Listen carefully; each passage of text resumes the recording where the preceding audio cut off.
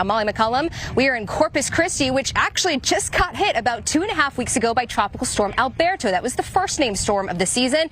And here we are, July 6th, and we are already facing the second in the same exact area. And speaking of Tropical Storm Alberto, when we were here on North Beach covering some of the flooding right in front of the Texas State Aquarium, I ran into Jesse Gilbert, and that's who we have with us right now. Good Jesse, morning. It is so good to see you again, President and CEO of the Texas State Aquarium. So first of all, how did you guys fare in Alberto? So Alberto was a historic water rise here on North Beach, but we did okay. The facilities are built for Category 5 storms. We're built up, so all the animals, the staff, the facilities were okay, but it did test our high water capacity just because it was historic. So what's good is what we learned from Alberto 2 weeks ago, we're actually going to start implementing tomorrow for Beryl. So, lessons learned, prepare, and we'll make it through. So. Unfortunately, yeah, we did learn some lessons during some Alberto. In fact, we were watching your staff go in and out because you guys stay to take care of the animals no matter the system. We do. So we have a 30-member ride-out team to make sure that the facility, the animals are good. The animals continue to eat. The water has to be cleaned. And so, we'll have a full team here through Beryl. And so, we were moving, shuttling staff back and forth. Lessons learned. We have some different plans in place for this,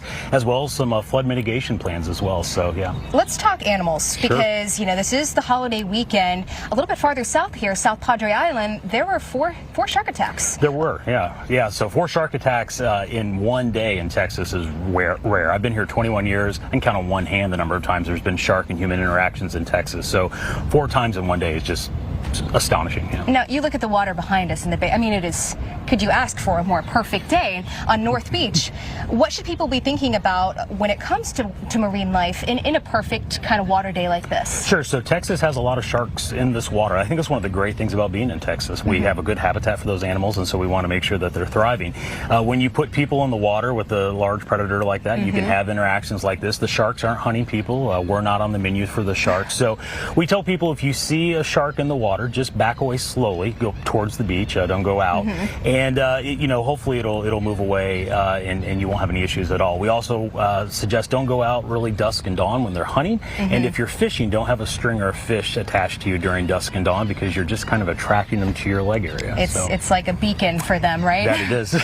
Let's talk a little bit of other wildlife because during Alberto, when we were talking to you, you guys had done some rescues of some wildlife that had been injured during Alberto. We do. So Texas wildlife, there's a lot of animals that call this place home, the coastal bend in Corpus Christi. Sea turtles, we have manatees here right now this time of year, dolphins, birds.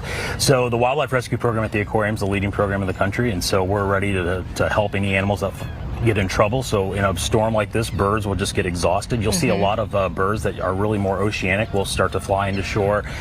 Turtles might not be able to keep up with the surf. Anything can happen, as well as now we're looking at, if the flooding comes in and the surge, what debris is in the water, can it entangle animals? So we've got 2 parallel operations, making sure the animals at the aquarium that call the aquarium home are safe, the staff is safe, the facility is good, and then we start immediately after the storm, what does the wildlife in Texas look like? And so we have some great partners with some of the state agencies to make sure that we can keep Texas wildlife resilient. Now, what if someone finds injured wildlife? They can call our wildlife rescue hotline, and if it's not something that we're working on currently, we know where the other rehabbers are in the area that can help. That's the other issue, is how are the other rehabbers on Padre Island, how are they going to do it through Beryl? So we're working with them as well as some of the government agencies because these are endangered species. So a lot of coordination, a lot of communication going on over the last, I'd say, 72 hours.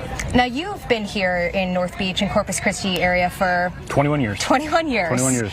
When it comes to tropical systems, of course, you guys have seen your fair share, but how are you guys preparing for this one? So we do a number of different things. First is the storm surge, high water is our biggest challenge. We can handle wind without any issues. So everything's built up, all of our emergency power.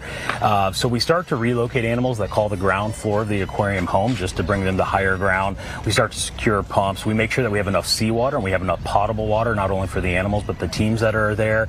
So the preparation starts. So we've been going for the last couple of weeks and we're ready to go. All right, we're going to talk more to Jesse Gilbert here coming up at 40 past the hour, President and CEO of the Texas State Aquarium, as we continue preparations here in Corpus Christi. We'll be right back here on Weekend Recharge.